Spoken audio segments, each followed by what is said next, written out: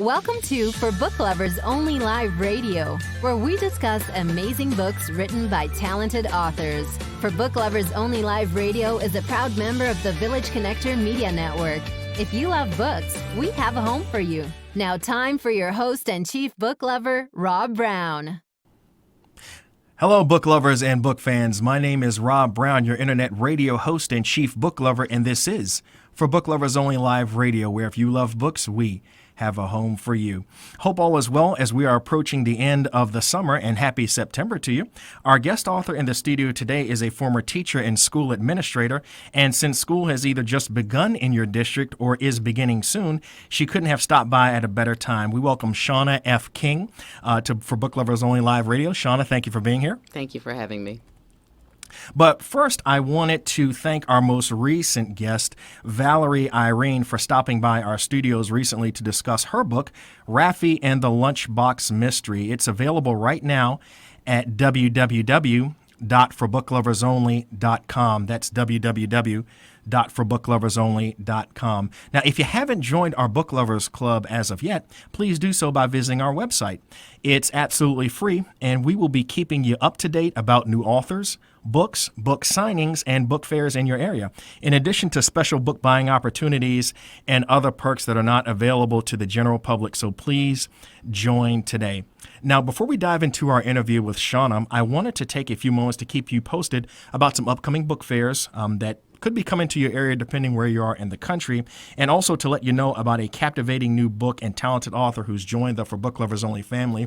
Her book is Before You Now. I'll talk about that in just a moment. But first, the fourth edition of the Brooklyn Antiquarian Book Fair will be Friday, September 8th from 5 to 9 p.m., then Saturday, September 9th from 11 a.m. to 7 p.m., and then Sunday, September 10th from 11 a.m. to 5 p.m. That will be at the Brooklyn Expo Center at 79 Franklin Street in Greenpoint. They're also featuring a new Works on Paper gallery with prints, drawings, and photography. Ticket prices range from $5 to $25 depending on how much of the book fair you'd like to participate in. For more information, please visit www.brooklynbookfair.com. That's www.brooklynbookfair.com. And there are some great book fairs coast to coast. The first one is in Brooklyn. The second one is in Sacramento. The Sacramento Antiquarian Book Fair is Saturday, September 9th from 9:45 a.m. until 5 p.m.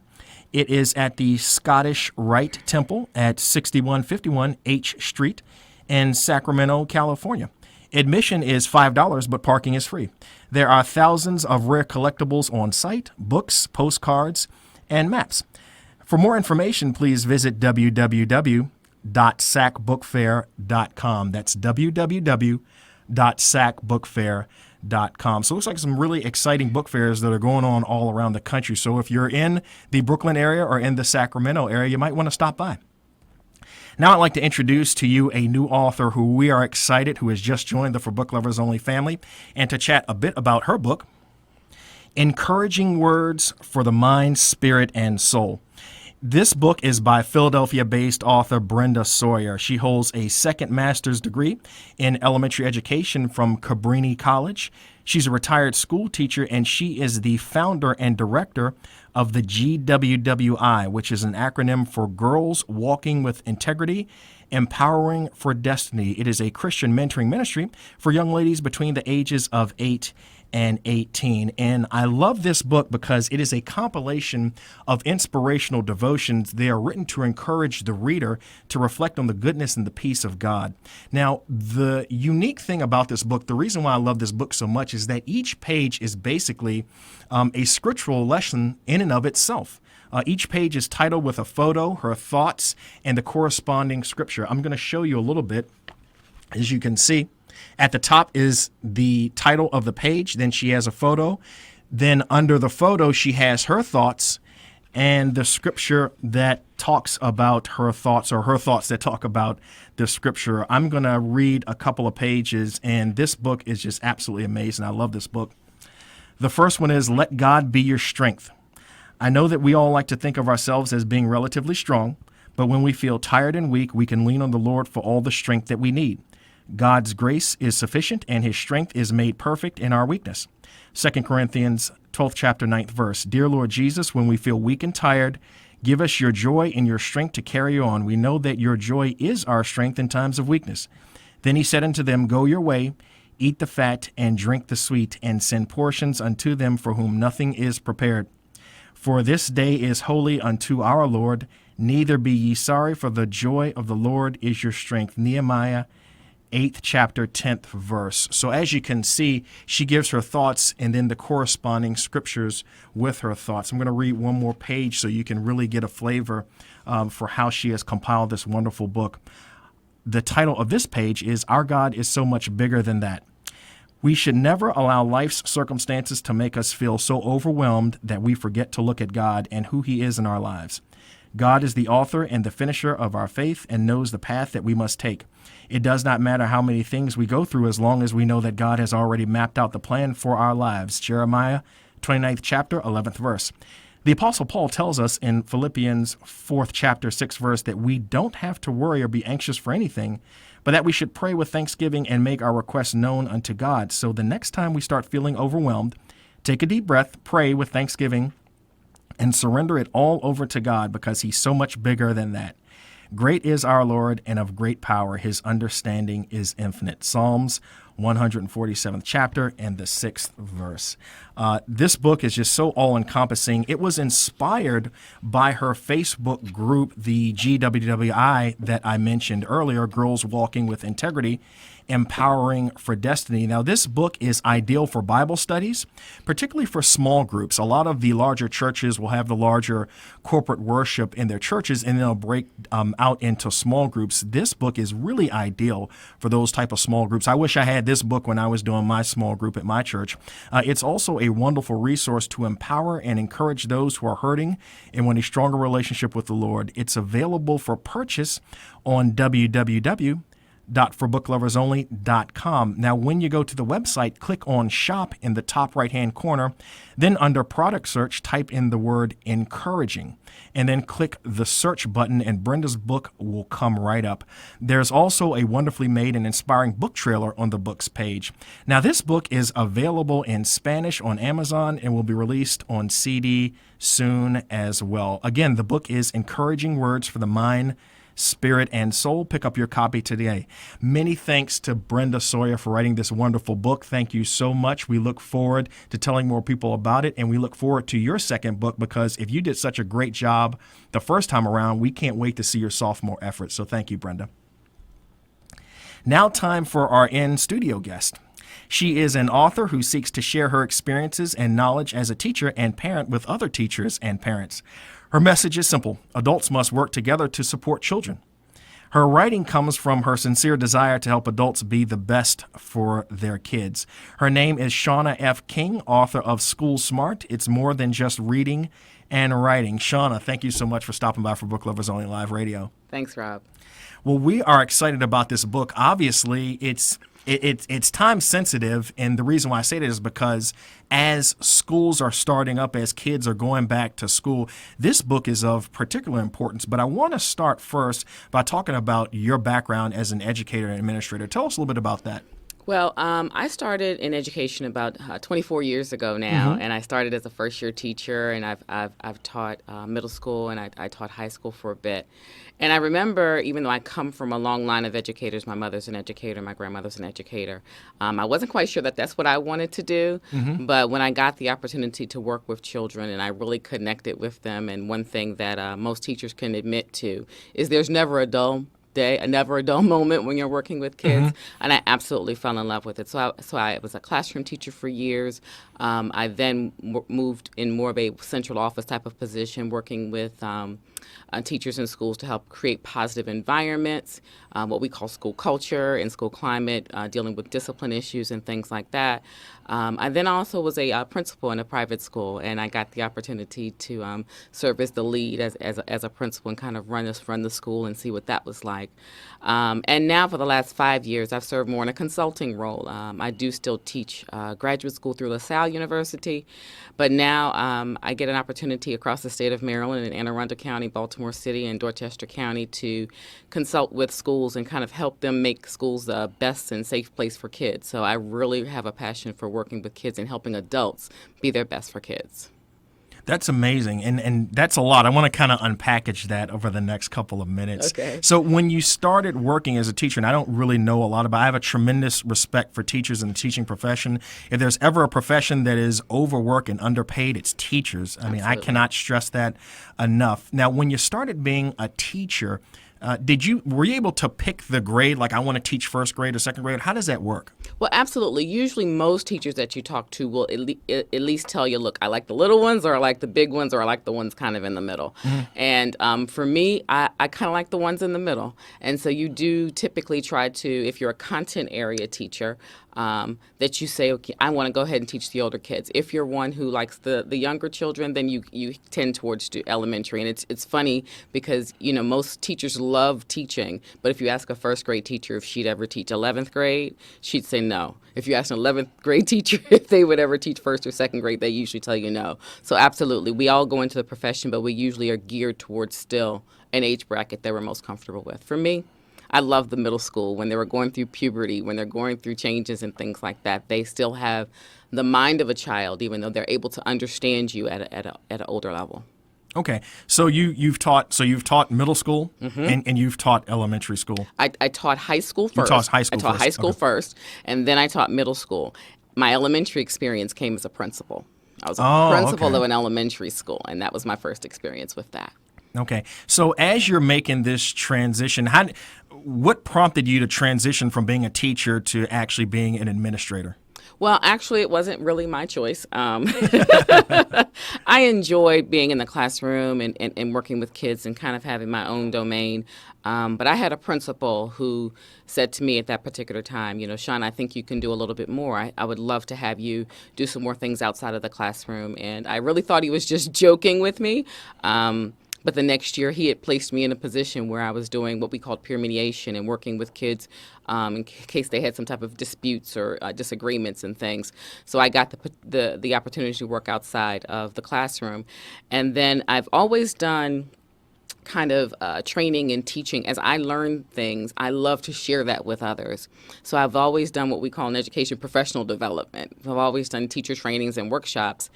And through that, I kind of got captured to do some other things. And so I got invited to work in the central office in our student services department of my district and do some more training and teaching and things like that. So usually whatever job I had, I was passionate about the work that I was doing. But sometimes there was also a supervisor who said, hey, Shauna, I think you can take your skills and can we use them on a larger level? So I'm grateful to all those people who have been able to kind of pour into my life and kind of see some other opportunities for me. And when the opportunity came up for you to be, you said, a principal of an elementary school, Mm-hmm. and you hadn't taught elementary school at that time, right? Were you kind of like taken aback, like, well, wait a minute, I've taught like high school, middle school, you want me to be a principal of an elementary school? Like, how'd you make that transition? Like, how'd that make you feel initially? I actually was honored because I was actually on the board of the school, and I was a board member, and I had one who was advising for the school at that particular time. It was a private school, and so when our principal decided to take another opportunity, and we were getting ready to look for principals, and everybody at the table all then looked at me, I was like, wait a minute, I wasn't quite sure that that's what I wanted to do. But actually, after careful prayer, I thought about it and had a conversation with my husband and said, this is an opportunity for me where I've been sharing with other people kind of best practices and things to do that I can actually go and do it myself. So I was excited to be able to accept that position and to actually serve as principal for an elementary school. And I loved it. I absolutely loved it. Okay, now did they just kind of throw you in there? Was there like a specialized training period before you became a principal, or just like? No. Yeah, it was. They just kind of gave you the keys to the elementary school and be like, have at it. Here you go. And now, granted, that was a specific situation where I was in the non-public world. In the non-public world, at a Christian school, it was the point where, yes, I did go right in. Typically, you would have schools where there's training, there's principal mentoring and those types of things. But I did come trained. I had already had my master's degree. I had already had my leadership certifications. I just had not actually used them yet in that school-based experience. But I was happy to be able to try that out and to be a principal, and that they trusted me with that venture. Yes, but it's a big job. It's a big job.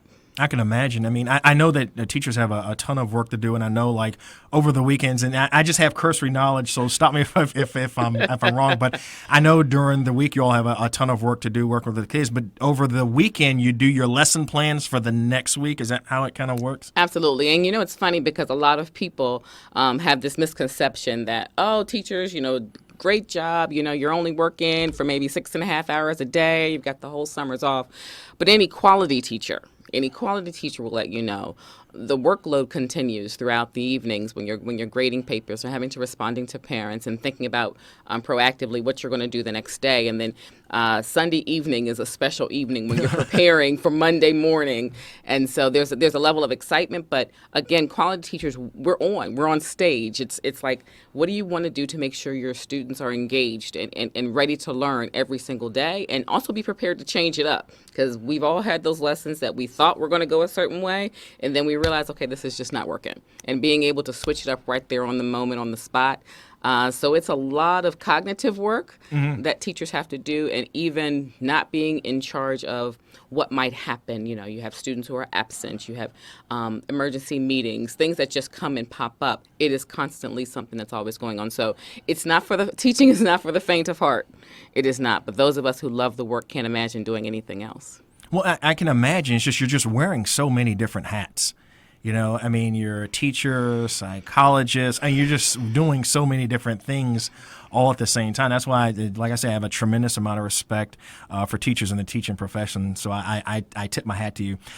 So I want to get into your book. Now, you have expertise at teaching, at being an administrator, and now you have a book. Like, how did the book come to be? Well, when I first started teaching, I didn't have any children. I was single, and it was me as teacher, and I kind of felt like the expert. I said, okay, I know how to work with children, and then I would interact with parents, and I would say naive things like, oh, if I was a parent, this is what I would do. Why can't these parents do this? Why can't these parents do this? And honestly, I had not always a positive mindset about what parents should or what I thought they should do to prepare kids for school. And then I had my own kids. And it's wonderful when you're not sitting in the seat how you can tell someone what they should do. And so then once I had my own children, I realized some of the challenges of being a parent. And so now the book really came from taking those two worlds that I've had as teacher and as parent, and being able to say, what are the commonalities? What are the things that we're really trying to do? Because I think teachers can really be more supportive of parents, and parents can be more supportive of teachers once we realize we have the same goal. So my mindset coming into the book as an author comes from the years of knowing kind of how my mindset has grown. Right. Originally, having certain things and certain thoughts about what should be done, so now saying, okay, let me take a more cursory view now that I see both worlds. What's really the best thing for us to do for kids? Okay, so who is the book written for? So the book is written for teachers who are teaching K through 12. So, whether it's the preschool or kindergarten, all the way through high school, or parents who have school-aged children. If your children are in school, whether it's first grade or 11th grade, the book is for you. Because while there are going to be some different things that you're going to do, the nuggets are pretty much the same. Realizing that at the beginning of the school year, there are things that we need to do to get kids ready, whether they're third grade or 10th grade, and then still going throughout the year. How do we handle conferences? How do we deal with homework and grading and things like that? Of course, it's going to be on different levels depending on the age of their children. But then also for teachers, it helps teachers realize there are things that we can do that are consistent with parents throughout the year. We want the same thing. And understanding that the key is focusing on the child. Not focusing on each other, but focusing on the child. What do we want our children to do? How can we communicate best with each other so that we are continuing on the same page? So if you're a parent or a teacher of children, kindergarten through 12th, the book is for you. It sounds like you've put a lot of thought and effort into the book, obviously. Now, when you were writing the book, were you kind of compiling, I guess, notes along the years and thinking in a couple of years I'm going to write a book? Or it was just like, hey, I need to write a book. Let me kind of just think about all the things that have happened to me over the past 10, 15 years. How did you come up with the content for the book? Yeah, the content came from going through a school year. going Okay. through a school year. So some of it was, okay, I remember what it was like for the as a teacher going through the school year. And since I work in schools every day, even as a consultant now, I see some of the struggles and some of the conversations that teachers go through, when we're first getting started in the school year, and the excitement and the anticipation. And so at the very beginning of the year, I remember they're talking to some teachers who were just talking about their apprehension about a new school year and all the demands and things that they were going to have to do, who's going to be in my class, what's going to happen this year. And then as a parent tapping into my anxiety, because my children were starting school, I'm like, oh my goodness, who's their teacher going to be? What's going to happen? What's going to be on the bus? All those types of things. And then I remember I was at church one day and I was talking to a young lady, and I was asking her about how she was feeling. And she said, I'm worried about if there's going to be anyone for me to sit next to on the first day of school in the lunchroom. And I remember that moment because it reminded me that although we're coming from different areas, that level of apprehension and anxiety about back to school is consistent, whether you're the teacher, you're the parent, or you're the child. And I don't think we appreciate that sometimes, that all of us are going even into this back to school thing with a little bit of anxiety.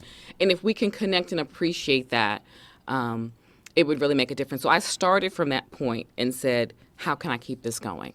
What is some advice I would give to each one of those particular people, parent, teacher, student, of those times? And so what the book does is it does start with back to school time, but then I say, what about those same feelings? What do you need to do that as you go into the end of the first quarter or going into Christmas break and dealing with springtime when everybody's just ready to get out of school? Right. And then the last chapter talks about finishing strong. So I the way the book is laid out, I have conversations with both parents, teachers, and students about some of the similar feelings that they have. I see. Very interesting. And why would someone want to read School Smart if, let's say, obviously teachers, students, parents, obviously you have that kind of trifecta. Do school administrators, would they get something out of reading the book too, so that maybe they can instruct their teachers about the lessons that the book teaches? Yeah, absolutely. I believe anyone who is involved with school and with children would benefit because the information is not so specialized that it's only for an administrator or only for a principal or only even for a parent. The nuggets are very specific to the point where figure out exactly what you need to do. So if we talk about the first week of school, figure out your priorities. What are your main priorities for that first week of school? Let's list those out and let's worry about that right now. Let's not worry about what's going to happen for the whole year just yet or let's just figure out how to get through that first week. And I think that's something that a parent could take that advice, teacher could take that advice, kid, administrator, anybody. I think it really helps to ground you into what is the whole purpose of the work of what we're doing with kids each year. There's a lot of demands, we know, but if we realize, and the last chapter of the book talks about giving children roots so that they can grow wings. If we realize that that's really what we're doing, we're teaching them, yes, we're teaching them reading, yes, we're teaching them writing, but we're also teaching responsibility. We're teaching self-esteem. Right. We're teaching integrity.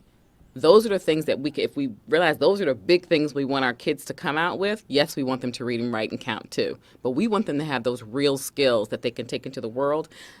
I think it helps to reduce our stress level a little bit when it comes to I've got to get them into 5 million activities. I've got to get them to do all these types of things. What are those big picture things that can help focus the work that we do every day? And out of the book, what would you say is your favorite chapter of the book?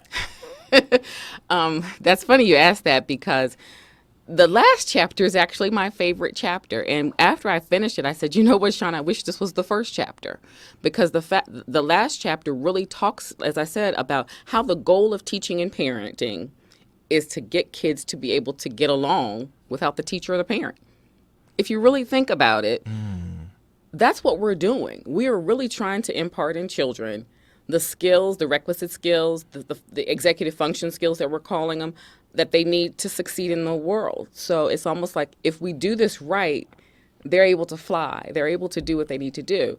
And so even though it's the last chapter of the book, part of me said, should I have put this in the beginning to say, look, you are launching kids into the school year right now, and they're getting ready to go on a journey, but realize what's really most important. So what's not most important in the beginning is, who's going to be in their class and the book bags and the color of this and the tennis shoes and all those types of things and who's on your class list.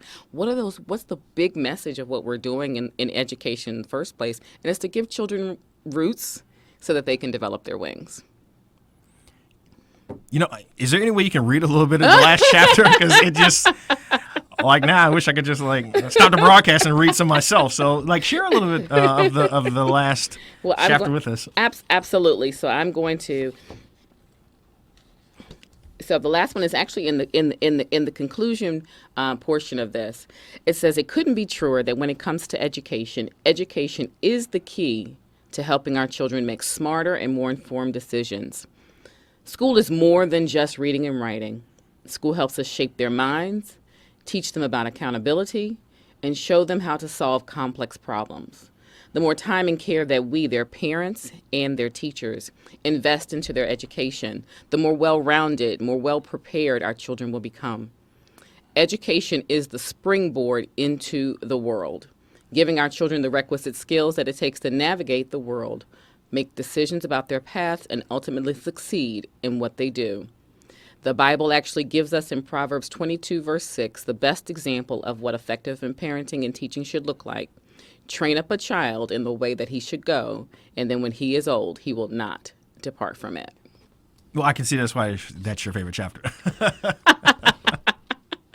So obviously, this book is so much, informative gems for teachers, for students, for parents starting at the beginning of the year. What happens if somebody purchases this book in the middle of the school year? How do they get value out of it?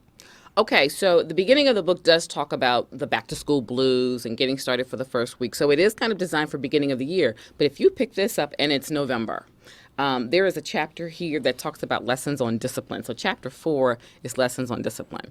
Now, every parent and every teacher will let you know there's going to be a time and place for discipline. Mm-hmm. And discipline, and when I used to think about it, and I talk about discipline a lot, people typically think discipline means correction. Sometimes it means punishment, but discipline means teaching. And if we think about the Greek word disciple, we're talking a teacher. And so when we're disciplining our children, it's what are we teaching them? And so the chapter 4 actually reminds us there are going to be some times where kids don't do what we ask them to do. That's developmentally appropriate. They're kids. They are here for us to teach them. What are those ways that we are modeling for children what we want for them? So, for example, years ago, we used to say things like, do what I say, not as I do. Right. Well, and I'm not going to tell you I haven't heard. My parents were wonderful. I understand that statement. But at the same time, there are times where we want kids to do what we say and as we do. Because if I want my children to be respectful, I want them to be able to look at me and see someone who's respectful of others. If I want them to be generous, I want them to look at me that same way. Patience. All those, if I'm cursing out someone as someone is cutting me off on the road, but I'm telling my children to be patient and respectful, it's a mixed signal. It really is a mixed signal. So one of the things I like to say is one of the best gifts that we can give our kids is the gift of a good example. And if we can give kids a really good example from us, from parents and from teachers, that really does a lot of teaching that they need to know. So lessons on discipline is in the book. There's chapters on stress. So if you've never had any stress, you don't need to read that chapter. I like to meet that person. I would love to meet that person. Then that chapter is not for you. But stress is something that impacts everybody. So understanding grades, understanding how to best approach the homework, even if you don't understand the homework. And Rob, what's interesting is now school is getting to the point, and I have a master's degree plus, but there's sometimes when my children bring home some homework, and I'm like, I'm not quite sure about this.